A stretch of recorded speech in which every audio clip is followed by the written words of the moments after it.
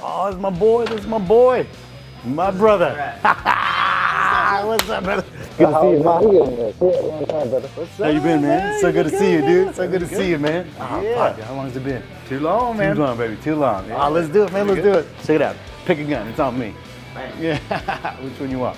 Hey, guys. Welcome to Guns and Life. Here with my boy, Matty Cruel from Miami. Yeah. Thank you for coming, brother. Yeah, we got so much catching up to do, and I haven't seen you in years, bro, so I'm excited to shoot and hear some shit, bro. It's awesome, Let's do it, man. Okay, cool. How are you? Good to see you, man.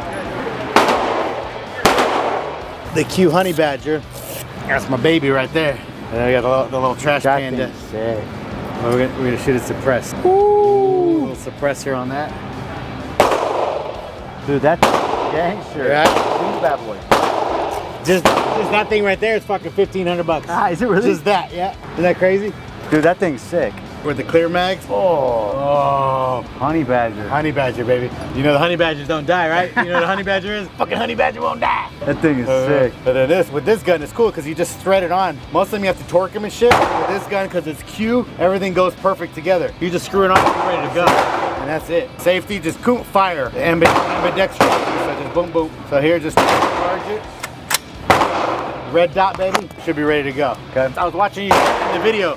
Don't do always like this. Down, down, and then bring. I learned to bring this up high. So when you bring it, your eyes there. You don't want to do that with your head. You want your if you're scouting, like this. Not down here. Up high, almost in your clavicle. Almost up here. The military. You almost want to tuck it up here. See my eyes like right there. So if you're tactical, it's always right there. Oh, it smells good. Woo! Ooh, it smells good. It smells good, right?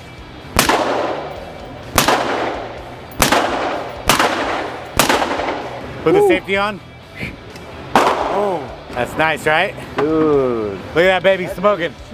Look at all that smoke. That's super hot. Don't ever touch it. Suppressors get fucking hot. I didn't realize that. Like you can burn the shit at The suppressor's super hot. The suppressors get super hot. So in competition, you got to be careful too because you'll put it down and it can burn you easy. God damn.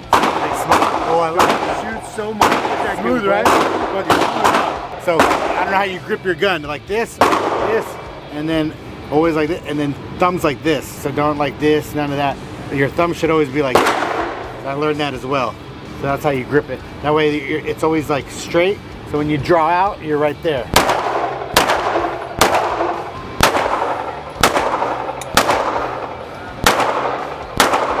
Yeah, baby. Yeah. That was good, right? You see that? That's way more in line, comfortable.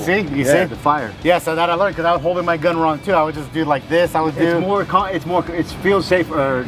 Exactly. You have more comfortable. Yeah. So like this, and then like this, and then so almost like this, and then you just rest this one on top. Yeah. That way you have more real estate up here. You're holding. So now you better control the gun. So when that thing feels smooth, right? This is fucking. Well, I put the Radian ramjet. I put the cuts to bring the weight down. The light makes it heavy. I changed the spring, the trigger, and I changed the recoil spring there. And I did the mag well. So it's all tricked out. It shoots way better than a normal. Yeah, it does. So this is like a $1,000 gun with all the parts. It's like $2,500 now. Yeah, you got it. So I got about $1,500 just in fucking upgrades in this motherfucker. Yeah, you're right. It's crazy. Yeah. Racket, whack. And then same thing. Close, tactical. Remember, don't touch that. It gets hot.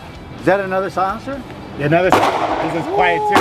Yeah, another fucking $1,500. Boom, it's already on fire. You're gonna be ready to go. And shoot. And I changed the trigger on this. I wish you could have felt the original trigger on that. A lot different? It was very heavy. I learned a lot about triggers. They are important. Cheaper gun has a trigger when you'll be off on your aim because now you're squeezing and move the gun. Yeah. When your trigger is light, the gun can stay straight because you don't have to move much. This had a 10-pound trigger, which is horrible. I changed it to this trigger. Now it's like a 3 or 4 pound trigger. Oh, that's a big difference. Way smoother, yeah. So it makes a huge difference once you start shooting.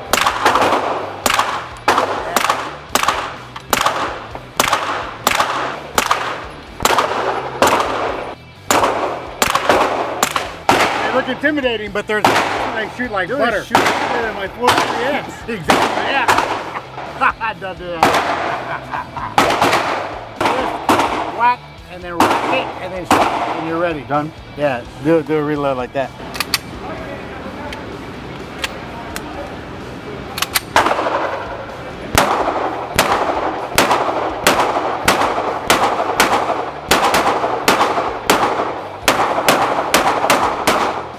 great gun. Dude, it shoots, and that shoots nice. Super. That thing's money. Yeah. This is the one I used in my first competition. This one's great. This is the standard military, like, this perfect gun.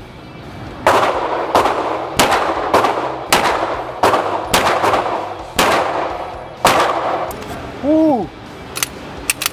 That thing's smooth, baby. Right? I've known Matt for, oh my God, what, 20? When did we meet, bro? 20? Before the Grays? Before the Grace?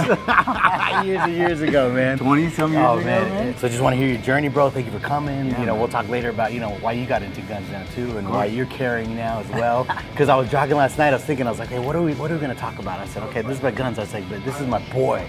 I said, we go way back. We got so much shit. I think we'll touch on a story later that I was dying about yesterday. We'll call the guy Frank for the camera, Frank. But I'm gonna dive into the story so you can think about it a little bit. Yeah. But it started on New Year's. I'm gonna call it the horrible 48. It was the worst 48 hours. It was a roller coaster. Yeah. I think you know where I'm going with it. And I want you to chime in later. We started on your cousin's boat on New Year's. We both had some nice ladies. We went for a nice, respectable New Year's evening on a beautiful boat all the way down to Miami. Oh, yeah. And then we just just never came back, right? No, So, yeah, it was crazy, bro.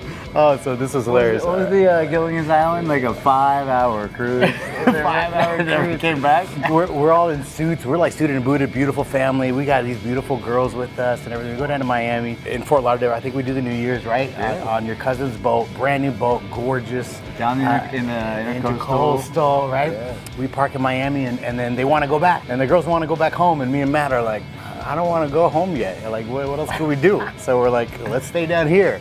So we ditch them. We stay in Miami. We rage. We go crazy. And then I think from there, we end up like in a douche bar. And Douche bar. The sun's coming up. Yep. We're like fucking, like, I'm on my last leg hurting. And you're like, hey, my buddy Frank's going to come in a Rolls Royce and pick us up. And I'm like, shut the fuck up. Rolls Royce. We're like 6 in the morning. Like, At what the the fuck? biggest dive bar in Miami or any city you can actually go to, the Deuce. God bless you, Deuce. But Yeah, exactly. So sure enough, a fucking Rolls Royce rolls up around the corner and picks us up. And I'm like, and now I think we head back to his penthouse. Yep. By the way, we had all the tools. We had the Rolls Royce, we had 2 yachts, we had a penthouse, and then the end of this weekend we ended up extra Bentley. extra Bentley, good. right? Homeboy picks us up. We go back to his house. We change. I think I had we put on swim shorts. Put on swim shorts. And Backwards. Backwards. Yes. Backwards. Yeah. Backwards. Which I didn't notice till later. No, way later, after the shark attack. After the shark attack, yes, because I You was had, bleeding. you had backward DGs, don't think about it. Because it just said it was almost backwards in reverse. I think it was GB. But we didn't even notice that we were on the boat. Then this Post. guy, Frank, has the same boat as your cousin. Correct. And they both have money, right? They're both rich. Yeah. But your cousin's a baby in the boat, remember? Yeah. And this guy, we're fucking The exact fucking doors opposite. flapping, right? The thing's like he's running like a jet boat, remember? And we get up there. My short ass is almost flying back and forth like a ping pong ball. Rob's holding on for dear life with his foot banging. Smacked your big toe, broke it in half, and then we're sitting there. The sandbar. The sandbars, and then when we're out there, as we're floating, I realized there's a little blood in the water. Yes, you remember? And I'm freaking out, dude. Mind you, we're fucked up, right? So I'm like, oh my God, shark's gonna come, right? Or whatever. Then we're wrestling, dude. You're throwing me off the boat. And I'm beating me up. I'm like, Busted oh, toe, and then we try to get ready before we go meet the girls. I was like, bro, yeah, check your shorts, man. You have to do things reverse, backwards. I'm looking like a mess, dude, right? The crotches are on the outside. They're riding way differently than they're supposed to. Fit is not correct. Oh yeah. So the great night. So then what? Then we're heading back, right? To go now, because now we're gonna go to Mansion, and Yeah. he's got a table at Mansion, but Yeah. you lost your wallet. No sleep, come back, no wallet. So you called the wallet. We found it at Tobacco Road. Remember? Yes. And so the guy had your wallet. We go back in a Rolls Royce after a boat all day, right? I think we're beat up, and the dude starts Well, no, like, they- negotiating with you or something. Yeah, well, he found my old business cards back in the day when I had business cards. Yeah. For whatever business I was Yeah. in. Whatever business. Whatever business. DBA I created. Whatever we're using the business cards for. But he called it, and we were Kinda sitting there trying funny. to figure it out. We're like, there's no shot that we're getting that wallet back. And he called, and I answered. Remember, like, was that the dude? Because we were Yes. like, tell him what's up. Like, Yeah, you know, yeah, trying to yeah. press it. Yeah. Before we even knew he was actually kind of a nice guy because he was returning it, but we did find out later. So he's like, yeah, man, I got your wallet. I'm like, no shit. And he's like, yeah, like, come meet us at Tobacco Road. Yes. And we're trying to figure out if, like, how we should roll up. Yes. Should we roll up hard? So, like, well, in order to make it look hard, let's take off our shirts and take the rolls. And take the Rolls Royce. So we have our shirts off. I think we'll look hard in the roll. And we jump out of a Rolls Royce with fucking furry fucking Matt Slipper or something. Give us our wallet, motherfucker. Yeah, the dude was trying not to give it back without the reward, remember? He took the cash out. Exactly. And I was like, was there cash in there, dude? And he was like, yeah, we're going to give me a reward. I'm like, where's the cash? Yeah. Get the cash out of the reward? Yeah, exactly. You already took the reward. Well, that was your reward. Those numbers didn't make sense. What a fucking mess, bro. To answer your question, we found the wallet, we got it back, dropped in the rolls, and then go. Right, and then we kept going, right? So I'm just going, right, this is like a whole day. We haven't slept yet. Like, No. we're fucking still raging. So then we end up at Mansion. And at this point, like, I'm paranoid. Like, we got a front table, like, gangster-ass table. You guys kept leaving me, right? Because I go backstage, VIP, came back. We had like 4 bottles of vodka, a bottle of champagne for 3 people. He wasn't even drinking. No, he wasn't even drinking. We couldn't get a sit down. I think Frank just liked to use us because we could get the girls and we create the hype. So he was just like, all right, cool, guys, bring whatever. But we're sitting there all fucked up. I'm just chilling. I'm like, oh my God, everybody's looking at me. I was all We had paranoid the that spot. day. We had the table in the middle of the club, and because the spotlights went around, every time that shook on us, we thought we were in the highlight. And Mansion, yeah. Like, what's going There was just lights going on every all those table. secret rooms. Remember in the Mansion had those secret pathways? We'd go into the back and shit. Oh, dude. So anyways, and fast forward. So night's over now. We end up alone again because we just want to party, have a good fucking time. He got And us then- a hotel room. Yes. Not even a Best Western. Like the Clevelander. It's like the Clevelander. Clevelander for like, here comes a billionaire giving us a $39 room a Yeah, night. yeah, He's yeah. got 1 cot, Yeah. a sink. Yeah, that's it. We used to have a black card. Exactly. He rolls up in, he's like, I'm going back to a very high-end condo. And see you guys later. Exactly. 5 in the morning. Yeah, so he leaves with his girl. Yeah, we're 5 in the morning, and then the next day we wake up, and I'm just like, we look at each other, and we're like, how the fuck did we fuck this up? How do we end up here? We might have cuddled, and then it was uncomfortable, and then I was on the floor. You're not a very good cuddler. Back then, I'm sure you got better. yeah. I apologize. Exactly. Yeah. And then we go from a taxi ride from hell all the way back over the causeway, remember, to my sister's house. Because we were, what, 24, 25? 4 max, 20, yeah. Oh, man, we were young, right? So we're driving over the causeway. I want to just kill myself at this point, right? And then the sun's blaring, and we're fucking hungover, go sleep in my sister's house. And then you sleep like a baby. You're chilling. No big deal. Fucking, you're out. I'm sitting there fucking, I'm like, dude, you got to call 911. Like, I'm going to have a heart attack over here. This is crazy, dude. So, I felt bad for you. that was, ever since then, never stayed up past dawn. Like, that was the worst 48. Yeah, that's a good title. And the thing is, we had girls. Yeah. We had girls. We had a beautiful, respectable. We had beautiful relationships going on. Yes. That's me and Matt, man. We just burn everything to the fucking ground. We always go 100, fucking 2,000. A few good conversations in there. Yeah, exactly. Always. Oh, very heartfelt. You're good, man. Yeah, exactly. How many heartfelt? Can't handle the truth, buddy. We couldn't handle it. Over a penthouse, like you're looking at like deep conversations at fucking 4 in the morning. What's funny is I can still remember that. Dude, Still those are amazing, right, bro? Yeah. Fuck, those are all good, man. Those That's a good brought a lot. story. Yeah, Thank a lot- you for that. Right? Yeah. I was thinking about that last night. I'm like, I gotta talk about that one. And then we got so many. Oh. So me and Matt met bartending in the Forge at Yeah. Jimmy Z's out in Miami, and instantly, bro, we hit it off. Like, cause you didn't know how to bartend. No. You did wine. You came from someplace in LA. I came right? from Los Angeles to Miami. I was sitting on the beach. I'll make this short as possible. This like our bartending career, very short. And it was I was sitting there staying at the Clevelander, upgrade from the last little room that we got. That one had a bathroom. And I was laying on the beach and I was reading the New Times. Remember the New BMW when Times? you destroyed your BMW too. Yeah, the New Times. New yeah, Times. New I was looking at the yes. back of the New Times and it was, bartender for hire at the Forge. And I looked it up, called my student, was like, dude, that's like the cool place to go in Miami. And I was new in Miami. Yeah. And I hadn't met Rob yet. And so I go in and I call him up and I get the interview, whatever.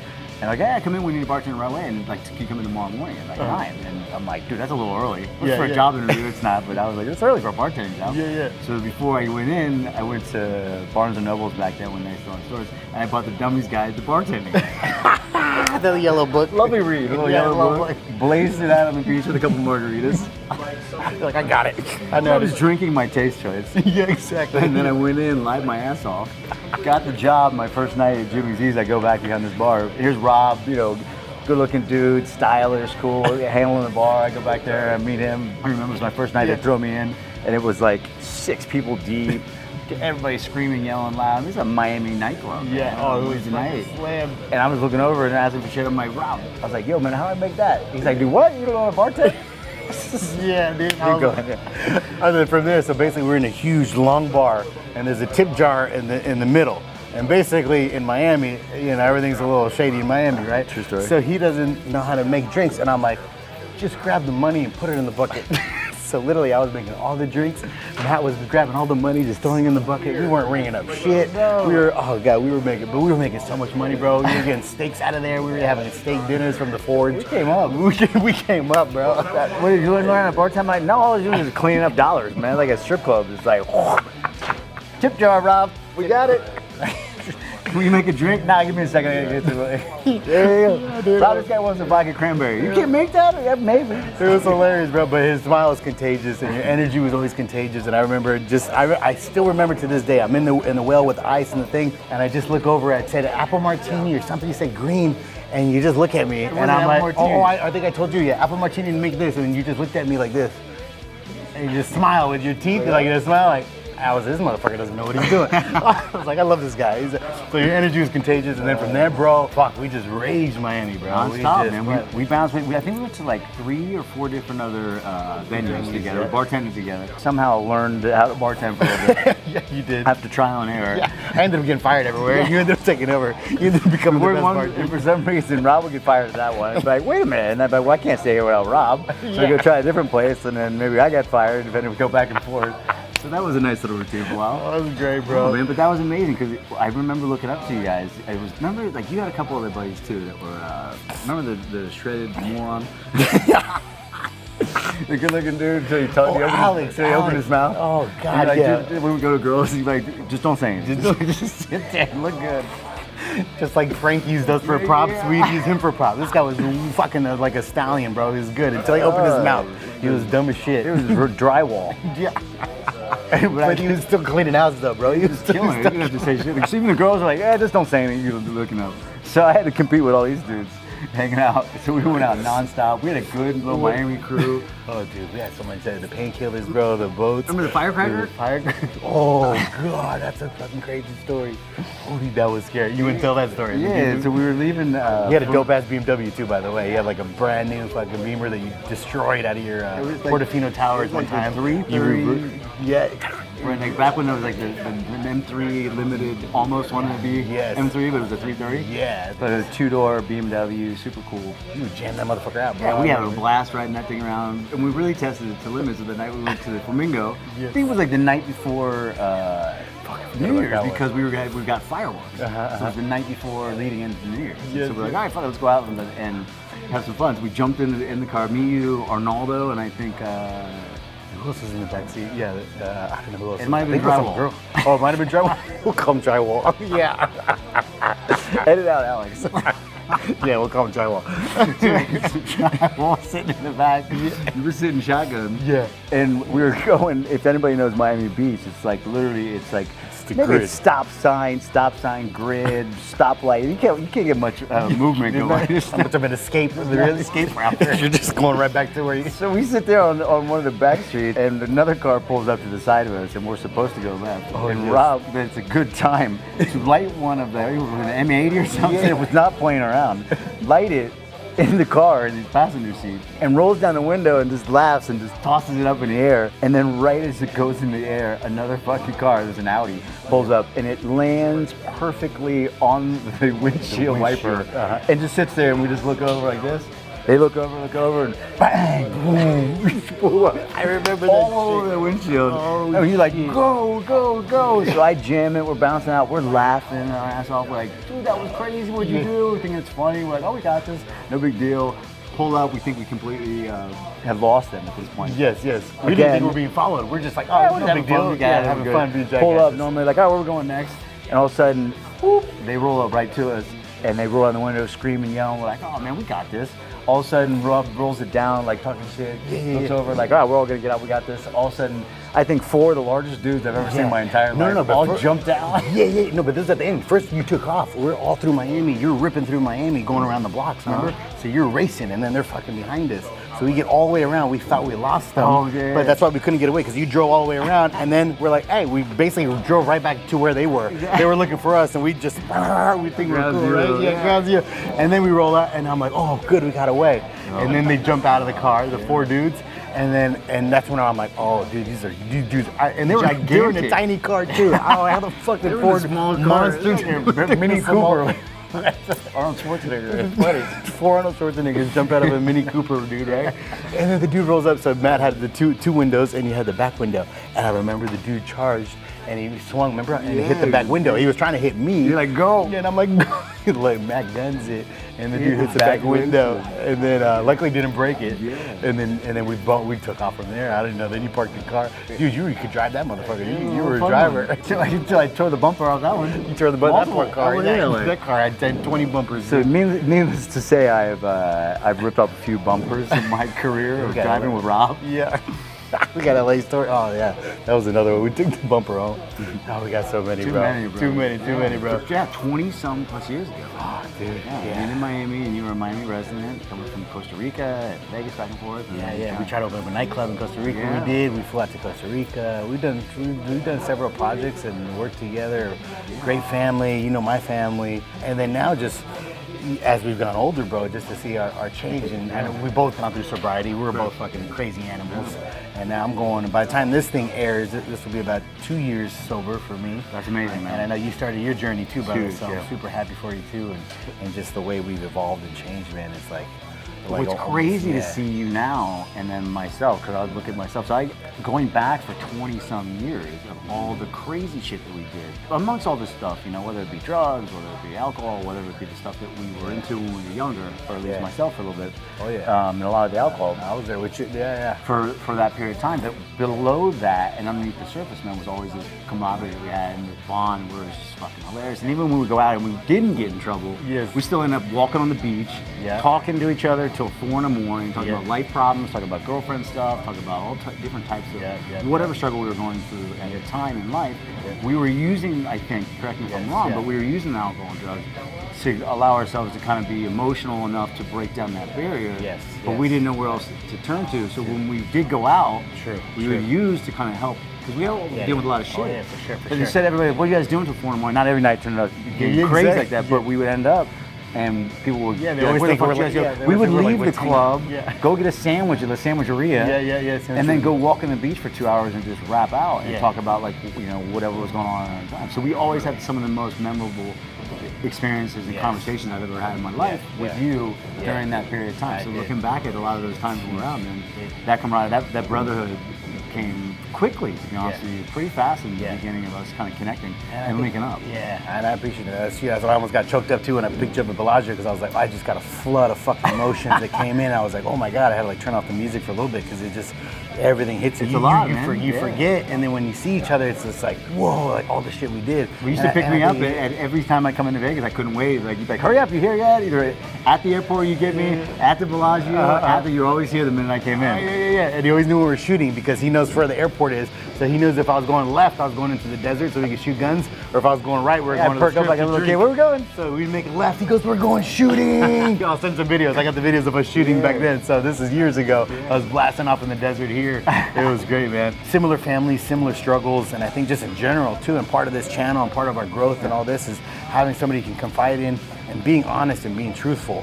When you're holding shit in, you don't heal, you don't advance. And I think, you know, because our families are, you know, you're Italian, we're Latino, you know, you don't talk about shit, and it's just go, work, and your family is very successful. You know, my father's successful as well, and it's not like, you know, you don't really have anybody to talk to. So for us to really vent and be able to relate on very similar levels was very important for us too, and it was our therapy, you know. Right. And I think, we did use alcohol and drugs at the time, and obviously here in Miami, I mean. But yeah, there's so many times we got bad raps that we were just, you know, out with a bunch of girls, and really we were just having heart to heart. Yeah, our girlfriends didn't like us hanging out too much. They just knew the damage that we could cause. Exactly. Yeah. But we didn't do anything. Yeah, last night you didn't do anything. Exactly. Fair enough. Yeah, fair enough, dude. But brother, let's go shoot, man. I'm excited. We'll shoot a little bit, and then we'll. I love you, man. Oh, so good to see you. So proud of you too, and where you are now too. So to this new look, when we're not fucking drinking, look at all the shit we can do. We're making channels. We spent a ton of money on fucking guns and coffee. We're making fucking YouTube channels. What the fuck? Who knew? What if we just started this shit 10 years ago? I'm proud of you, man. Thank you, brother.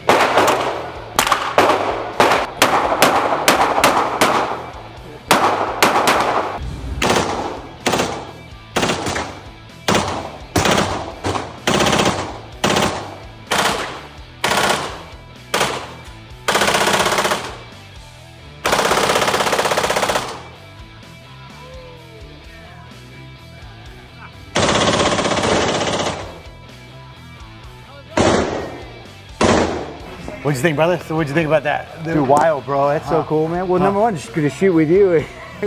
Versus being in the desert. Like, Yeah, totally different now. usually either hungover, number one, so I'm already shaking. Shooting beer bottles and shit. Yeah. Shooting beer bottles. It's a little different. Now, amazing, bro. Yeah, your shot of vodka was kind of nice. Though, Yeah, you know? yeah. You know, a little bonfire. Yeah, it was fun out shooting in the It's desert. totally true. It's a little different sober.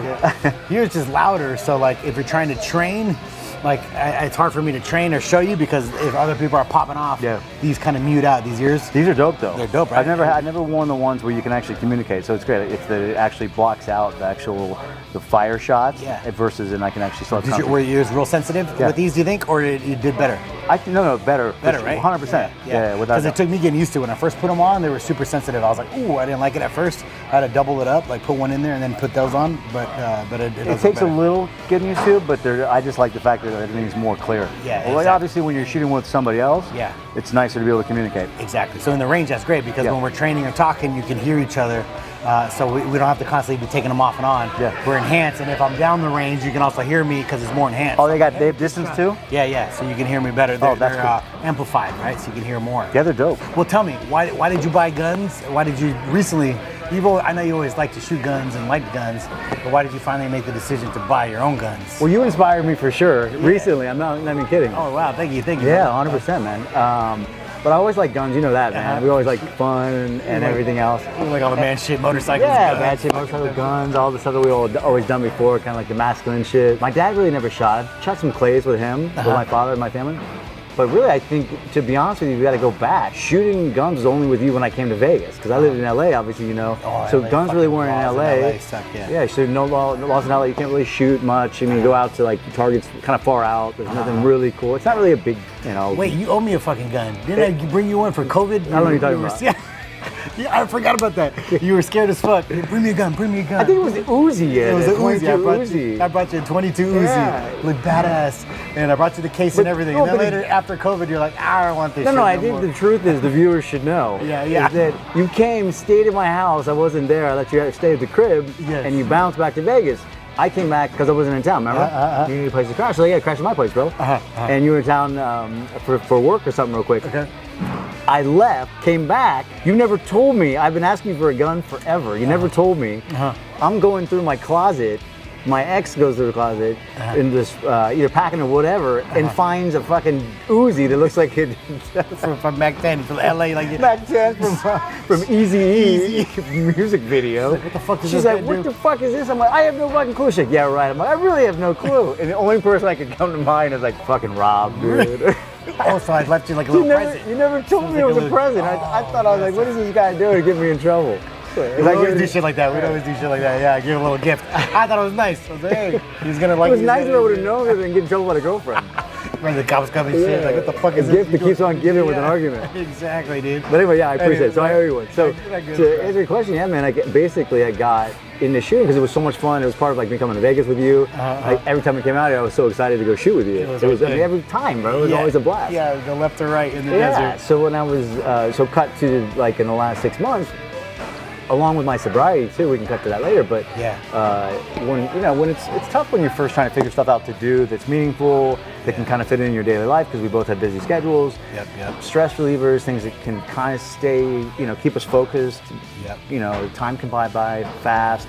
And also kind of be, still kind of that masculine, cool, fun vibe. I mean, how many hobbies can you do that are kind of like this? I mean, you kind of get short. Like golf gets a little boring after a while. True. So shooting to me has multiple different elements. So anyways, when I was watching your stuff and watching you train, and I was like, dude, that's cool, man. Yeah. Because then you're taking it to a whole nother level where it becomes more than a hobby, it becomes a part of your lifestyle. Yeah, yep. And so I was like, this could be kind of cool for me right now on my sobriety journey. Yep. And so I was like, let me do it. And also because of Florida is cool because, they're a little bit more lenient and they got cool ranges and stuff like that. So I did, and I was texting you. Alligators out there. So I got a 43X was my first one because you told me it's a good carry. It's a small carry. And then I had to get an AR. Got to get a rifle. I had to get a rifle with my first one. Yeah, for amongst sure. all the stigma and stuff. And dude, what a cool rifle. Yeah. So I'm super new to really shooting correctly. So today was an absolute treat, dude. Those guns you have are like 100% different. Yeah, for sure. No for doubt. Sure. And even learning like certain things, how to handle your gun, because you were doing the same thing. So I learned a lot from these guys here at the range. Freedom's awesome, man, and the guys that I've trained with have showed me, because same thing, I always thought pulling your elbow out, or how to be tactical. You got to bring your elbow in. how to actually hold the gun correctly. Yeah. So I was doing that wrong. So it was good to give you a few pointers today. Yeah, when you told me to bring in the shoulder and stay tight, that's it just feels more tactical. It feels like you're more in control. It does. Hey, Yeah, so my natural was to go out like you said when you saw the video when I shot in Miami. Correct. And it just feels better like this. Yep. And it's probably taking reminders to get it, but it feels better, and this feels more comfortable with the pistol. And I was going to tell you in your video, because that's how it happened on my video. Somebody told me on my video, hey, your elbow, bring it in. And I'm like, huh? And then I asked the guys, and they're like, no, yeah, you bring it in because everything's got, if you have the gun in position, you got a good point here and a good point here, so you're bringing it in. So if you ever need to maneuver or do something, or you grab it here, you got it here, you can reload.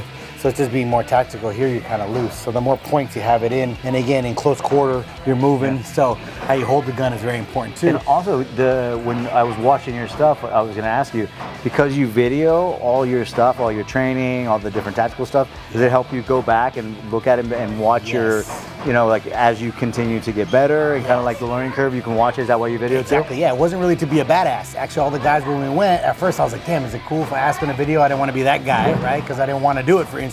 It was really to watch. And then they all started videoing each other. So I was like, oh, I could do this. Yeah. And it was for that. They go back. We all posted obviously now too, Of course. It looks cool. Yeah. But it was mainly to kind of watch what you're doing. And sometimes you're going so fast because you're thinking so fast. And that's where the training really comes into. In a high stress, if some shit really went down, what are you really going to do? So you don't know. You might panic. You might freak out. So this has to all come natural to you.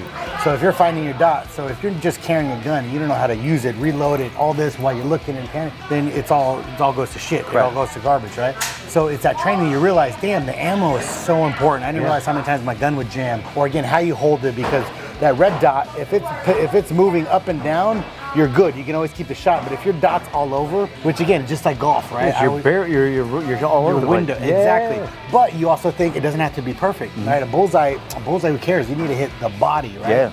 So as soon as you find that dot and you put that dot on that target, you blast. Yeah. It doesn't have to be, oh, let me find the fucking zone. No, in a real situation, it's find that dot and rip and go and move. Just get right to it. Get right to it, get to work. And so by you doing that, you just feel more comfortable in any possible, God forbid, a situation where you have to defend yourself. Yes. You just feel more ready. More ready, exactly. So going back to the videos, it's the same thing. The guys will be like, hey, you did this. And I'm like, no, I didn't.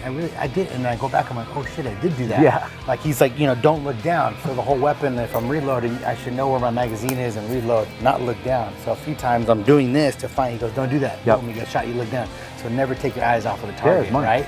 So things like that you're learning. You're like, oh shit, I did do that. So, and again, the learning curve is huge. In our sobriety, bro, it was huge because we're busy minds, bro. Right. We think constantly, we're constantly moving and thinking. So that's why I always loved my motorcycles, right? It was a stress relief. We get on a bike and we're cruising.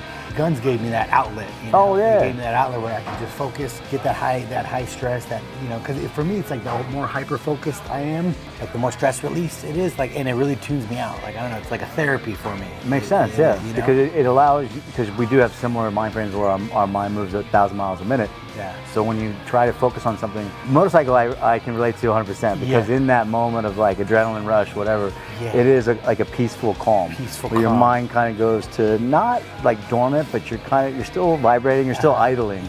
But you're just not all over the place. You're not revving all the time. So so it'd be interesting for me to find that if I can in shooting. If you found it. I found it. And you kind of channel it. Dude, we're brothers. You're gonna find it. You're gonna love it, dude. And I'm glad that you did that, and I inspired that too. 100% you did. You'll see that too in the 43X, like you said, it's snappy. So different guns will teach you different things, and then you realize like one gun that I used to carry that I'm like, I don't like it at all. The regular 43 is too small because reloading, I would clamp my fingers. So you'll just start learning a lot on guns and the ammo and certain things. But then, and if anything you do always well is trick shit out. Trick shit out. Right. I know. Like, as soon as I got it, I was thinking about you. I was like, as soon as I got it, I'm like, nah, dude, I can't roll out here like this. Rob's gonna kill me.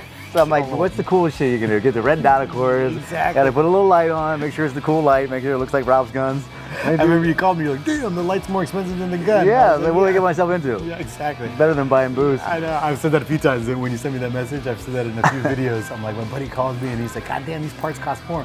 Because I was shocked too. I thought the little window, an optic, right? You're like, it's a fucking dot and a battery.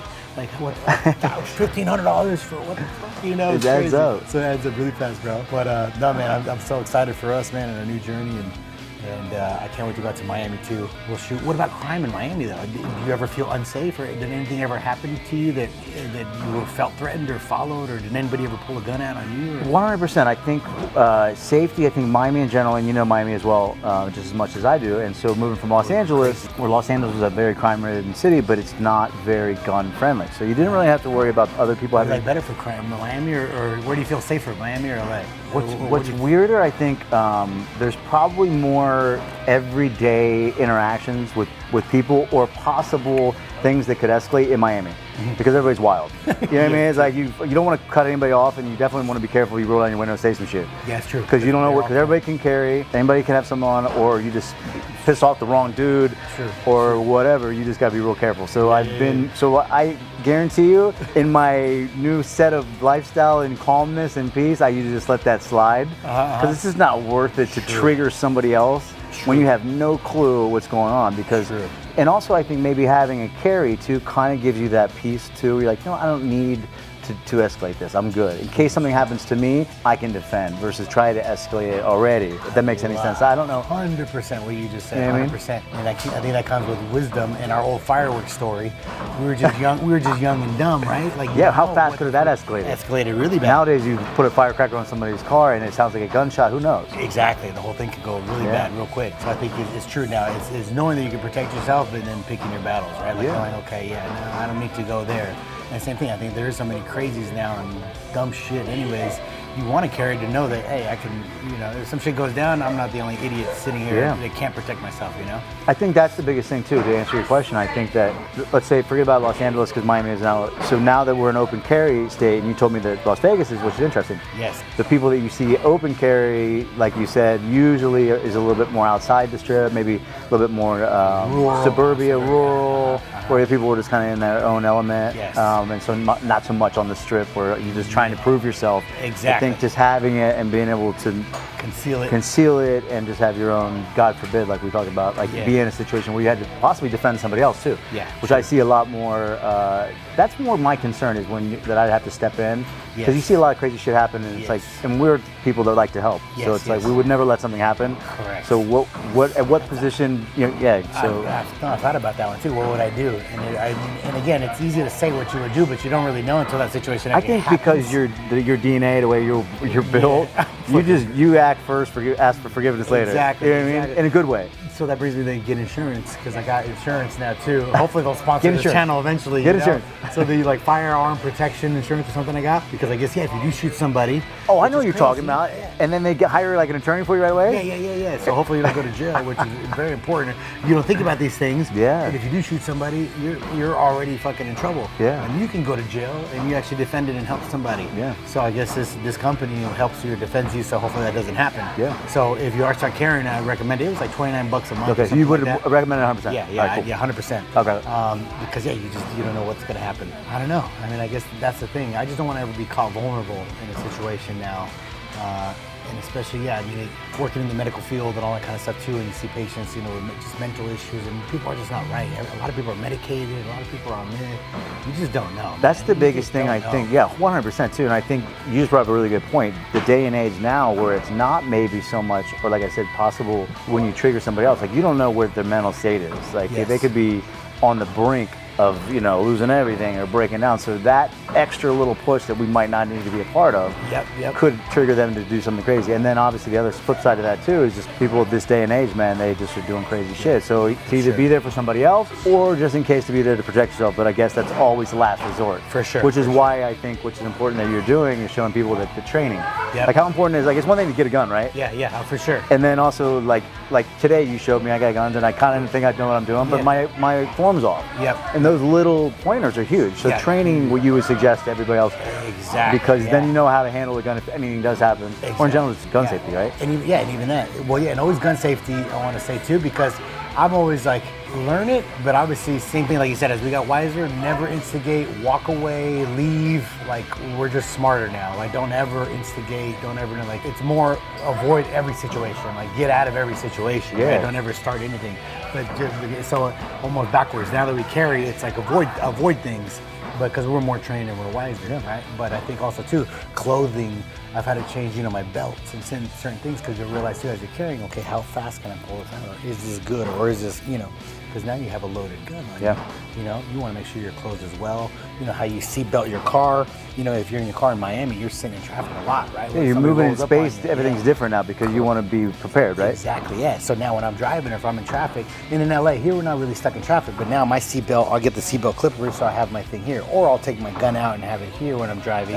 So you just make more strategic moves. That makes more sense. Now that you carry them, because I'm like, okay, what's the point if I have my seatbelt here now? Oh, somebody comes up on me, I can't, hold on a second, Yep. So you just make different decisions as far as what you wear, clothes, how you carry. Do you practice it all on the range with your concealed location versus hip? Very good question. Absolutely. Yep. So hip, no. And going back to your open carry question, I think open carry is stupid. Okay. Like anybody open carries, you're looking for trouble. You're trying to be the badass. Anybody can literally come take it from behind you.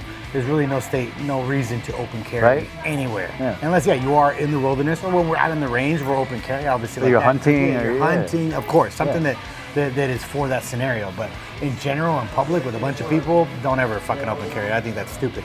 But to answer your question, yes, and that's why I love this range, is they let you practice with holsters. So when you go back to Miami, ask the range, can I practice from my holster? From the carry holster? Yeah, because a lot of ranges won't let you. So that's a good question to ask. Cool. Because you do want to practice, because this is how you will carry. So you want to practice like that, and boom. And then, or from the holster, because that is a whole different game than from the table, loading, boom. That's not real life either, right? Real life is like, oh shit, boom, boom, right? Correct. So you need to practice that, how long that takes, and how long till you find that red dot. Because you can be like, oh shit, and again, you're stressed out. You might never ever see the red dot. Correct.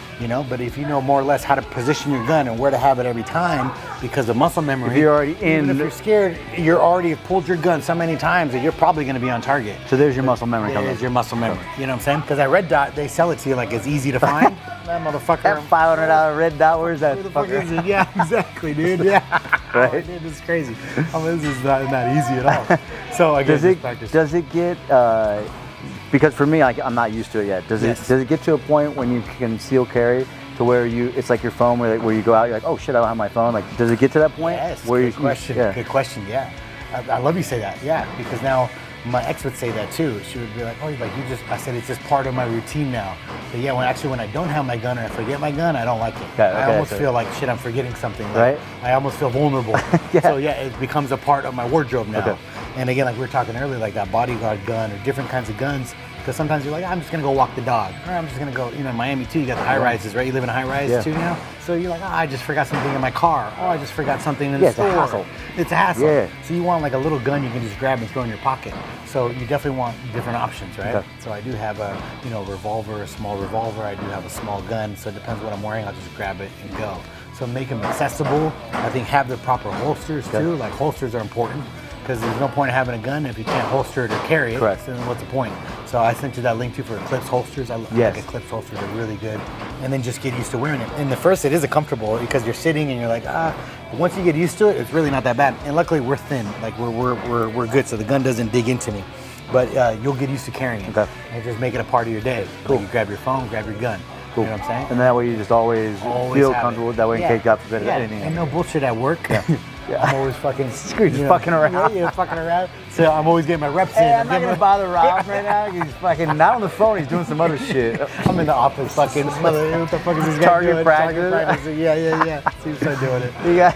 Man. You got the little fucking the hostage sign over there that I just fucked up. You put that in your office. Yeah, exactly. Did you sell today? How much did you sell? What?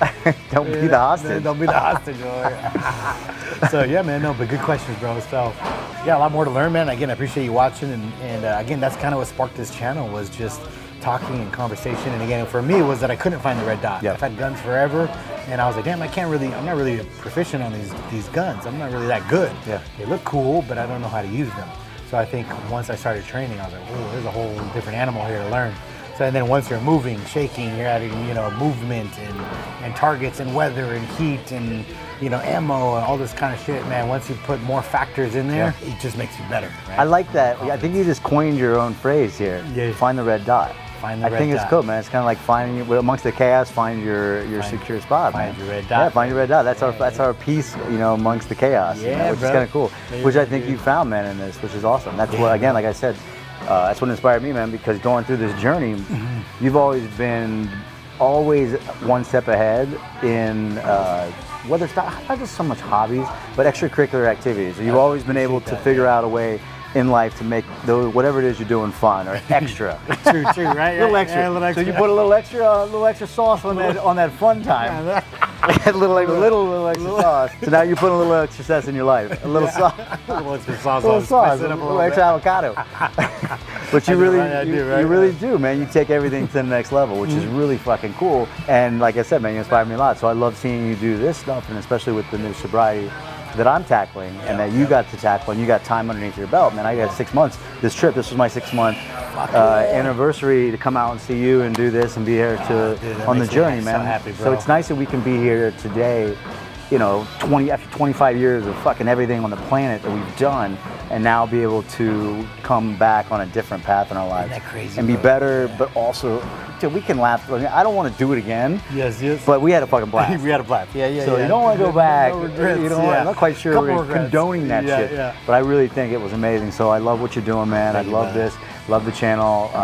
You guys just keep checking it out, man. It's amazing. Watch this guy grow. Watch other people on the show. I appreciate you bringing me on, man. One is coming out to see you, man. I love you, man. to I death, love you, bro. brother. Appreciate it, brother. Yeah. Good looking out.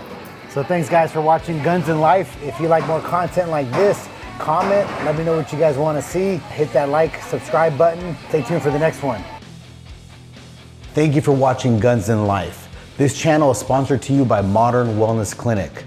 Please visit modernwellnessclinic.com and schedule your telehealth visit.